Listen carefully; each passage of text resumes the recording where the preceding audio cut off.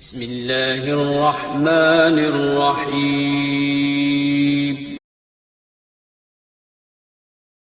اللہ فرماتے ہیں کہ جو بنی اسرائیل تھے نا، بنی اسرائیل جن کو پہلے آسمانی کتاب دی گئی، ان سے ہم نے کچھ ایگریمنٹ کیے تھے، مگر وہ اس ایگریمنٹ میں پورے نہیں اترے۔ وہ ایگریمنٹ میں پڑھ کے سنا دیتا ہوں آپ کو، اس سے ہمیں اندازہ ہوگا کہ ہم اس ایگریمنٹ پہ پورے اتر رہے کہ نہیں اتر رہے۔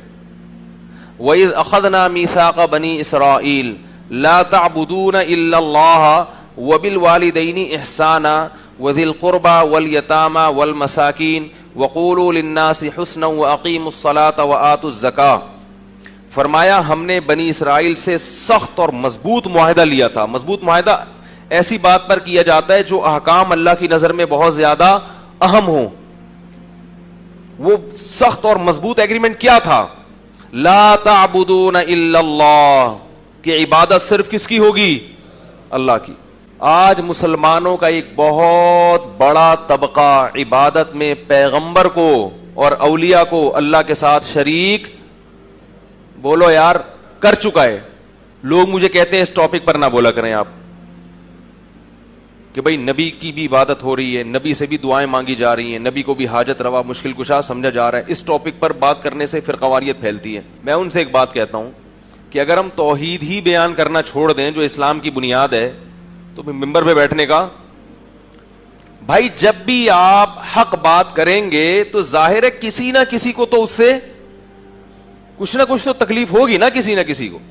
تو اس میں یہ دیکھا جاتا ہے کہ اس حق کی نوعیت کیا ہے۔ اگر یہ بہت اہم مسئلہ ہے تو بیان کرو، اہم مسئلہ نہیں ہے تو اسے کسی دوسرے وقت کے لیے رکھ دو۔ بھائی کیا خیال ہے؟ بھائی بہت اہم ہے تو ٹھیک ہے، نہیں ہے تو پہلے اہم مسئلے حل ہو جائیں پھر اس طرف آئیں گے۔ لیکن اگر وہ اسلام کی بنیاد ہے اس کو تو بیان بہرحال۔ اب اگر میں ختم نبوت کا عقیدہ بیان کروں اور قادیانیوں کو اس سے تکلیف ہوتی ہے، ان کے جذبات مجروح ہوتے ہیں، بھائی ہونے دو، کیونکہ اگر آپ ختم نبوت کے معاملے میں لچک دکھائیں گے اس کا مطلب تو آپ کا پورا مذہب کا ستیہ ناس ہو گیا۔ پھر یہ تو آپ نے اپنی شریعت کو مان لیا کہ یہ منسوخ ہو سکتی ہے، تو محمد صلی اللہ علیہ وسلم کے ساتھ شرکت ہو گئی ہے۔ تو اسی طرح یاد رکھو ختم نبوت سے بھی زیادہ اہم مسئلہ اللہ کی توحید کا ہے، کیونکہ نبوت کا بنیادی مقصد اللہ کو ایک ہونا ثابت کرنا۔ انبیاء کا تو مقصد ہی ہوتا ہے۔ تو جیسے ختم نبوت پہ ڈاکہ برداشت نہیں ہوگا، ایسے ہی اللہ کی توحید پہ بھی ڈاکہ برداشت نہیں ہوگا، بلکہ یہ اس سے بھی بڑا جرم ہے۔ بھائی جیسے نبوت میں شرکت کسی جھوٹے نبی کی یہ بہت بڑا جرم ہے، اسی طرح اللہ کی الوہیت میں شرکت یہ بھی بہت بڑا جرم ہے، اور یہ پہلے جرم سے بھی زیادہ بڑا جرم ہے۔ تو یاد رکھو، خوب کان کھول کے سمجھ لو، یہ جو ہم اللہ سے قرآن میں کہتے ہیں ایاک نعبد، اے اللہ ہم صرف تیری عبادت کرتے ہیں، اس عبادت کا مطلب کیا ہے؟ لوگ کہتے ہیں کہ ہم محمد صلی اللہ علیہ وسلم کی عبادت تھوڑی کر رہے ہیں، ہم کوئی ان کی قبر کی طرف رخ کر کے نماز تھوڑی پڑھ رہے ہیں۔ اللہ نے بتا دیا کہ عبادت کا جو ایک بہت بڑا فرد ہے وہ ہے غیر اللہ کو مدد کے لیے پکارنا، غیر اللہ سے اسباب سے ہٹ کے مدد مانگنا۔ اسی لیے اگلا ایگریمنٹ کیا کروایا؟ ایاک نستعین، مدد صرف تجھ ہی سے طلب کرتے ہیں۔ نہیں یاری بات، پولیس سے مدد مانگنا یا کسی سے پانی کی مدد مانگنا کہ آپ مجھے پانی پلا دو، یہ مدد اور قسم کی ہے، اور یہ جو مدد صرف اللہ سے مانگی جاتی ہے وہ مدد بولو بھائی الگ قسم کی ہے۔ اگر کوئی کہے کہ نبی سے ہر قسم کی مدد مانگی جا سکتی ہے تو اس سے بولو پھر ایاک نستعین کا مطلب کیا ہے؟ کہ اللہ ہم صرف تجھی سے مدد مانگتے ہیں، اس کا مطلب کیا ہے؟ پھر صرف کا مطلب تو صرف اللہ ہے نا یار۔ بھائی صرف انگلش میں صرف کسے کہتے ہیں؟ اونلی۔ اونلی کا مطلب کیا؟ اس کے ساتھ کوئی شریک نہیں ہے۔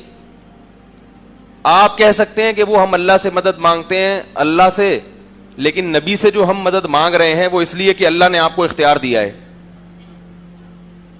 تو اللہ یہاں ہر قسم کی مدد کی بولو بھائی۔ اللہ کہہ رہے ہم جب تم سے ایگریمنٹ لوں گا کہ تم جب مدد مانگو گے تو کس سے مانگو گے؟ صرف مجھ سے۔ اختیارات صرف اور صرف کس کے پاس ہیں؟ میرے پاس ہیں.